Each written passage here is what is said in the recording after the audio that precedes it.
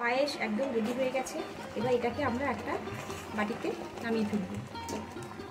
Hello বন্ধুরা, homely Mahi চ্যানেলে আপনাদের সবাইকে স্বাগত জানাই। আজকে প্রথমে যেটা বানাবো সেটা হচ্ছে গোবিন্দভোগ চালের পায়েস। তো তার জন্য আমরা প্রথমে নিয়ে নিয়েছি 50 গ্রাম গোবিন্দভোগ চাল, এখানে নিয়ে নিয়েছি হাফ দুধ, ফুল ফ্যাট দুধ, এখানে নিয়ে নিয়েছি 50 গ্রাম কাজু কিশমিশ, এখানে নিয়েছি 50 গ্রাম গুড়ের বাতাসা, এখানে নিয়েছি একটা তেজপাতা, 4টে ছোটো টুকরো এলাচ, এখানে নিয়েছি 1 পিঞ্চ লবণ, আর এখানে নিয়েছি 1 টিস্পুন ঘি। তো চলুন রান্নাটা শুরু করা যাক। এই দেখুন, আমি প্রথমে ওভেনে একটি কড়াই বসিয়ে দিয়েছি।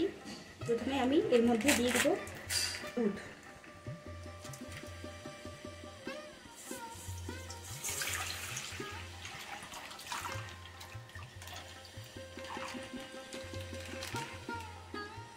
দুধটা দেওয়া হয়ে গেছে। এরপর আমি এর মধ্যে দিয়ে দেব 1 টিস্পুন ঘি। ঘিটা দিলে কি হয়, চালগুলো একে অপরের গায়ে জড়িয়ে থাকে না। এরপরে আমরা এর মধ্যে দিয়ে দেব একটা তেজপাতা, আর দিয়ে দেব 4টে ছোট এলাচ, একটু চিড়ে দিয়ে দেব। এর গন্ধটা খুব ভালো আসে। মধ্যে দিয়ে দিচ্ছি 50 গ্রাম জল।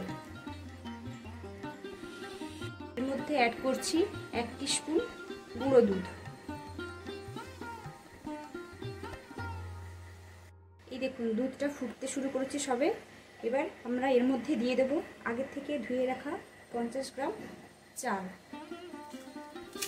গোবিন্দভোগ চাল নিয়েছি আমি এখানে।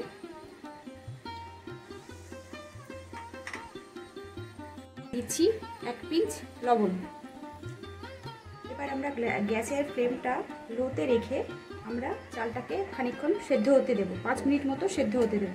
মিডিয়াম টু লো ফ্লেমে রাখবেন, তা না হলে দুধটা উতলে পড়ে যেতে পারে। এই দেখুন, চালটা এবার প্রায় সেদ্ধ হয়ে গেছে। আমি ঢাকনাটা খুলে এবার দেখে নেব। এই দেখুন, চালটা সুন্দরভাবে সেদ্ধ হয়েছে। এই দেখুন, আপনারা দেখলেই বুঝতে পারবেন। এই যে দেখেছেন, একদম গলে গেছে চালটা। তো এই অবস্থায় আমরা দিয়ে দেবো গুড়ের বাতাসা, দিয়ে দেব কাজু কিশমিশ। আমি কাজু কিশমিশটাকে আলাদা করে আর ঘিয়ে ভাজিনি, যেহেতু আমি প্রথমে একবার দুধের মধ্যে ঘিটা দিয়েছিলাম চালের মধ্যে, তাই জন্য আমি আর আলাদা করে কাজু কিশমিশটাকে ভাজিনি। আপনারা চাইলে কাজু কিশমিশটা ভেজে নিতে পারেন। এবার ভালো করে এটাকে একসাথে গুলিয়ে দেবো। পুরো চালটা আমার কিন্তু 15 মিনিটে সেদ্ধ হয়েছে, আর 5 মিনিট কি ফুটতে দেবো, তারপরে আমরা চালটা নামিয়ে নেব। পায়েস একদম রেডি হয়ে গেছে। এবার এটাকে আমরা একটা বাটিতে নামিয়ে ফেলব।